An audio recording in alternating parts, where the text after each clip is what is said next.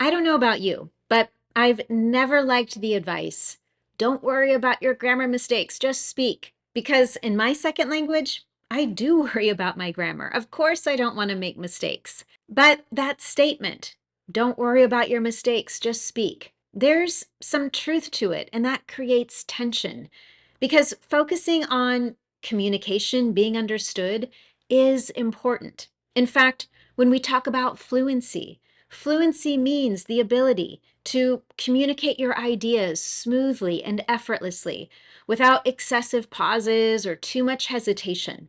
It's focused on the real-time communication that we have, not on being perfect or error-free. But accuracy matters too. If there are too many grammar errors, it can cause miscommunication, and persistent mistakes, they get noticed. So again, there's a lot of tension here. If you worry too much about your mistakes, you're going to disrupt your fluency. But if you only focus on communication, you may be making some persistent mistakes that undermine your smooth and natural sound. So today we're going to focus on one common grammar mistake I hear often: mixing up word forms. Now, here's what I mean. Imagine you hear someone say, she's a very competition person, instead of saying, she's a very competitive person. Or, I want to improve my confident, instead of, I want to improve my confidence. And here's one more I hear a lot. I want to speak fluency instead of fluently. Now, all of these sentences are understandable, but the mistake is noticeable. So let's fix it. To get started, I want to be very clear about something first. This issue that we're talking about is not a vocabulary problem. The mistakes I just showed you of using competition rather than competitive, or confident instead of confidence, these are not unfamiliar words. My guess is you already know them and understand them perfectly. The challenge is that most English words have different forms for different jobs in a sentence. For example, we might have the word compete, which can become competition, competitive, or competitor. And a word like to succeed can become success or successful. And when we're speaking in real time, our brains grab the form of the word that it knows best, not necessarily the form of the word that we need for the sentence. And that's why we might hear someone say confident when what they really need is confidence, or competition when again what they need is competitive. And this pattern shows up time and time again. So if you're making these mistakes regularly, they're worth fixing, not because people won't understand you if you don't, but because you're here working towards smooth, more accurate English communication. And the good news is there's a pattern to these word forms. Once you learn it, you can smooth out the rough edges and prevent future mistakes. Now that pattern, it's in the word endings, what we call suffixes. Now, super quick, if you need a reminder, a suffix is an ending added to a word that changes what job that word does in a sentence. Now, English has a lot of suffixes, but the forms I hear my students mix up the most often tend to be nouns and adjectives. So that's what we're going to focus on today. To introduce you to the patterns you need to know for today, here's something I want you to think about. Imagine that the base form of a word is a little bit like a power tool, and the suffixes are like the attachments. I know this sounds kind of strange, but I'm super visual, so I love stuff like this. But let me explain what I mean with an example. Let's say you have the base word to compete. It's your power tool. And then you add on the suffix shun. It becomes a noun, competition. Or you snap on the suffix tive and it becomes competitive, an adjective that you would use in a sentence. And by giving it that suffix, you're giving it a new job. In the end, you have the same tool, the same base word, with different attachments, different suffixes, which all lead to different jobs. So with this in mind, the pattern that you need to recognize is this. Some endings signal a noun, other endings signal adjectives. And once you know which is which, you'll know which form you need. So let's take a look at some noun suffixes first. When you're naming a thing, a person, a quality, an action, or a result, you use the noun form. I want you to listen carefully to the words that I'm going to share in a moment and really pay attention to how they end. We'll start with competition and decision. We've got that shun at the end, and that suffix signals a noun. Think for a moment about any other words that you might know that end with shun, like production, creation. Anytime we have that word ending, we have a noun. And now here's the next one: improvement, development. Here we have meant at the end. And once again, this signals a noun. So when we need the noun form, in a sentence, you'll hear it like this: she has made a huge improvement in her math score. Now, in a moment, I'm going to give you some clues or hints to help you know when you need a noun versus an adjective. But before we get there, let's look at a few more endings that we need to be aware of. The next one for a noun is ness, happiness, awareness. And then there's itty, flexibility, possibility. Again, think about that suffix for a moment. Do you know any other words that end with that sound? What about creativity? Then there's ence, as in confidence and importance. This can be spelled with either an ence or ance. In both cases, that suffix indicates a noun. And lastly, we have as in competitor or teacher. This can be spelled with either an or or an er. And in this case, when we use that suffix, we're naming the person doing the action. Again, each of these suffixes, each of these endings is a signal that you're naming a thing, a person, a quality, or a result. Now, as I said, in a moment, I'm going to give you some quick clues that'll make it very easy to know when you need a noun versus an adjective in a sentence. But first, I want to show you what those adjective suffixes are. And to start, let's make sure we're clear on what an adjective does. We use this when you're describing what something is like or what someone is like. So listen carefully to these words: competitive, decisive, creative. That "ive" ending signals an adjective. Again, a word that we need to describe something or someone. A creative process, a competitive person. Then we have full, as in the words successful, careful, helpful. Next up is us with ous, as in dangerous, famous. And we have three more. The first one is all, as in practical, musical, national. Then we have flexible and adaptable. Here we have able spelled with an A or able spelled with an I. In each case, it signals an adjective. And finally, we have the suffix ant with ent or ant, as in confident, important. When we have words ending in any of those suffixes, it's a signal that you're describing what someone or something is like. Now, before we get into those clues that help you know when to use a noun versus an adjective, I want to show you how this works with a few complete word families. And we'll start with the base word we've already talked about a little bit: compete. When we have competition, we've got that shun at the end, which means we have our noun, our thing. For example, there's a lot of competition in this industry. Then with the word competitive, we have the iv sound, indicating an adjective form that we're describing someone or something. For example, she's a very competitive person. And then finally, we have competitor, ending in or, for the person doing it. For example, she's my main competitor in the event next week. I want to take a look at one more word family to really get comfortable with these patterns. And here we'll use the word decide. That's our base word. Now, we can have the word decision, again, adding on that shun for the noun, the thing. For example, that was a really tough decision. Or we can snap on a different suffix, iv. for decisive.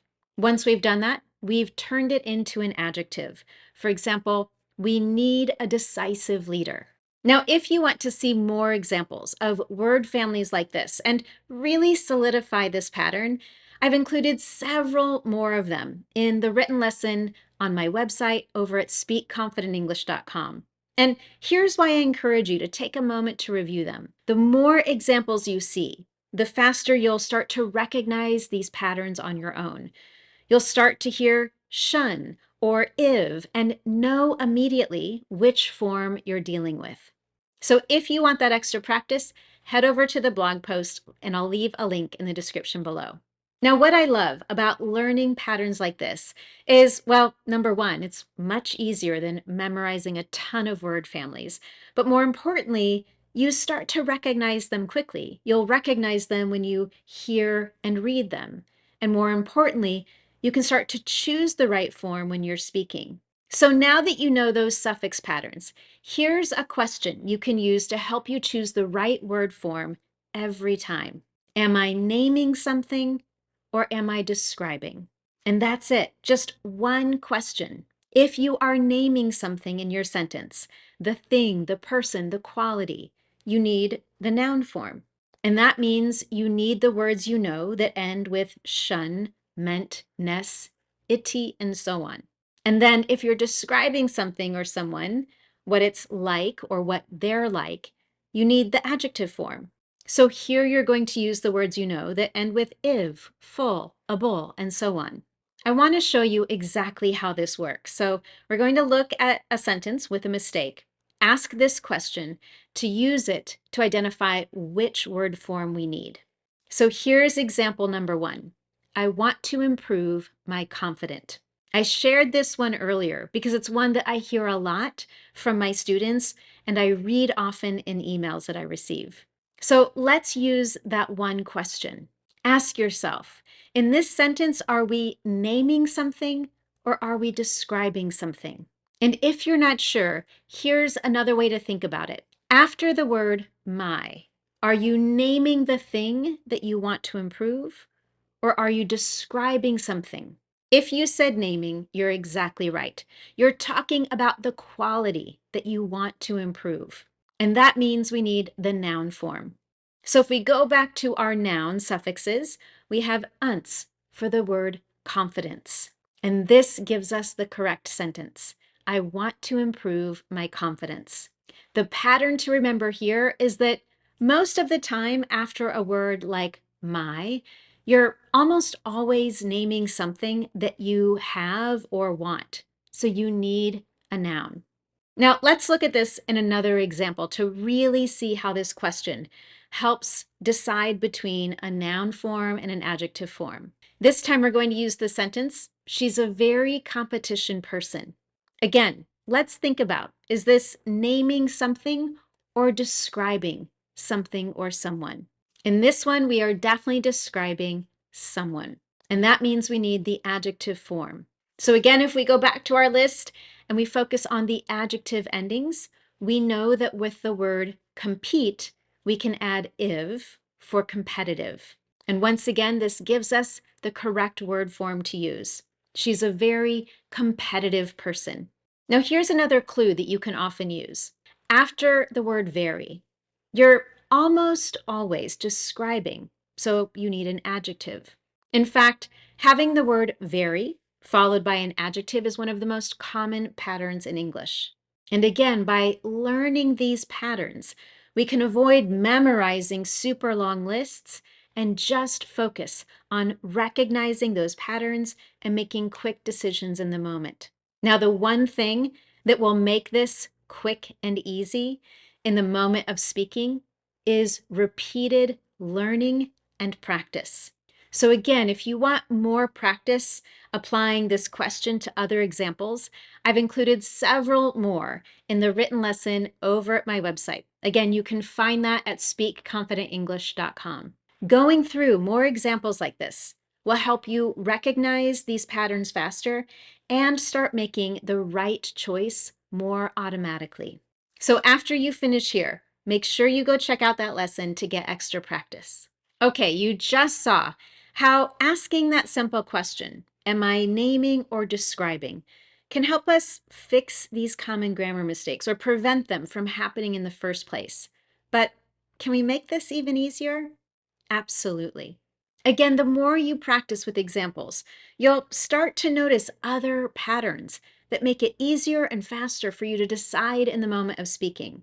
In fact, I've already mentioned two. We briefly talked about words that follow my. Most often, we're going to use a noun. And then words that come after very are usually an adjective.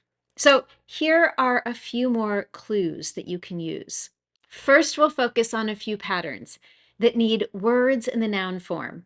For example, words that follow my, the, For example, my confidence, the competition, a decision. Also, words that follow the word more, as in more flexibility, more success. And words that follow verbs like improve, develop, build. For example, improve fluency, develop or build confidence. And then here are some patterns that require the adjective form. Words that follow very or so, like very competitive or so flexible. Also, words that come before a word like person, leader, or speaker. For example, a decisive leader, a confident speaker. Similarly, words that come before words like skills, advice, or solution are adjectives. For example, analytical skills and practical advice. Learning patterns like this is the first step. It creates that awareness. And then you're going to start to hear them and see them, building up that awareness and recognition. The more that you recognize these patterns, the easier it'll be to know which form you need in a sentence without even asking the question that we talked about. And of course, the more that you practice this with intent, with focus, the more automatic this becomes. Now, when I say that word practice, I don't mean just watching videos or listening to podcasts like this one. Those help you understand English, but they don't help you build speaking fluency. If speaking fluently and with confidence is your goal, then the number one way to get there is through speaking practice, using the English that you learn out loud in real conversations. In fact, recently I shared a full lesson about why you can understand English, but you may feel like you can't speak it fluently, even after years of trying. And one of the biggest reasons is believing that you just need to study more or learn more before you can speak. But here's the truth. Speaking is studying. It's the most effective kind. Every time you speak, you're training your brain to find what you've learned and use the language that you've learned in the moment. That is something that no vocabulary list or video can help you do. So if you're ready to stop only learning English and start using it, I'd love to invite you into the Confident Women community. The CWC is a women-only space where you practice English regularly through monthly topics, study guides, live workshops, and conversation sessions with women from around the world. This isn't about textbook English. You talk about topics that actually matter in real life. Things like setting boundaries, navigating work challenges, expressing how you feel, talking about your goals, relationships, travel, all of it. And you'll always know what to practice next because every month you get a clear study guide with vocabulary, grammar, pronunciation, and speaking tasks that are tied or focused to that month's topic. As a result, you learn and build up new vocabulary and then use it immediately in real speaking. It's a calm, supportive space where mistakes are normal and you can practice without pressure. So if that sounds like something that you're looking for, you can learn more and join us over at speakconfidentenglish.com/community. I'll leave a link in the description below.